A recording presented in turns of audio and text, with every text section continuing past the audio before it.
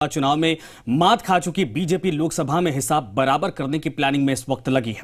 BJP mission 25 एक बार फिर से दोहराने के लिए उम्मीदवार चयन के लिए सर्चिंग ऑपरेशन चला रही। सूत्रों से जो मिली जानकारी है उसके आधार पर बीजेपी जीत के गणित को बिठाने के लिए दांव खेलने वाली है और नए चेहरे इस बार मैदान में उतारने की तैयारी है। वहीं 10 मौजूदा ऐसे सांसद हैं जिनके टिकट कटने की संभावना पुरजोर इस वक्त दिखाई दे रही। रिपोर्ट देखिए।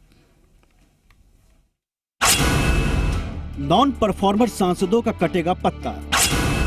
10 सांसदों का कट सकता है टिकट कटने से सांसदों में खलबली।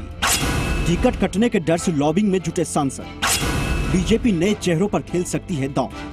राजस्थान में बीजेपी के मौजूदा 23 सांसदों में से 10 सांसदों के टिकट कटने की अटकलों ने बीजेपी में खलबली मचा रखी है।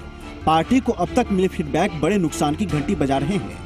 लिहाजा बीजेपी में इन सांसदों की जगह नए चेहरों और जिताऊ चेहरों पर दांव खेलना चाहती है। सूत्र बताते हैं कि सप्ताह के अंत में संसदीय बोर्ड की बैठ पहले उम्मीदवारों के नाम प्रदेश संगठन संसदीय बोर्ड को भेजा जाएगा।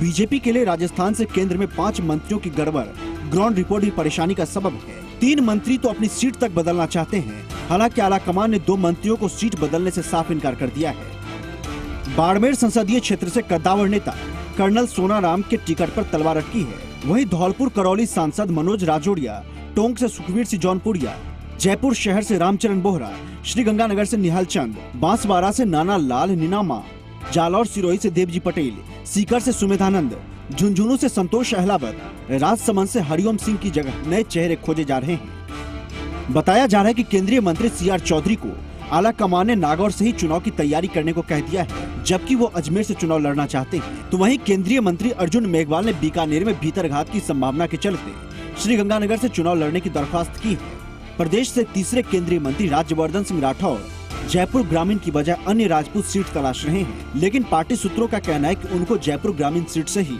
चुनाव लड़ाया जाएगा।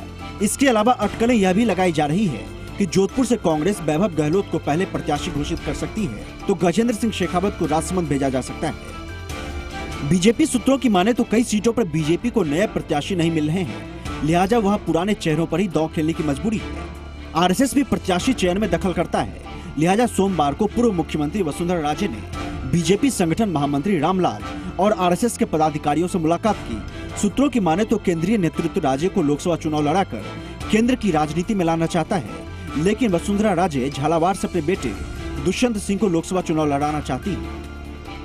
ऐसे में अब देखना यह होगा कि लोकसभा उम्मीदवारों के चयन में विधानसभा चुनाव की तरह वसुंधरा राजे की चलती है या फिर केंद्रीय नेतृत्व हावी रहता है।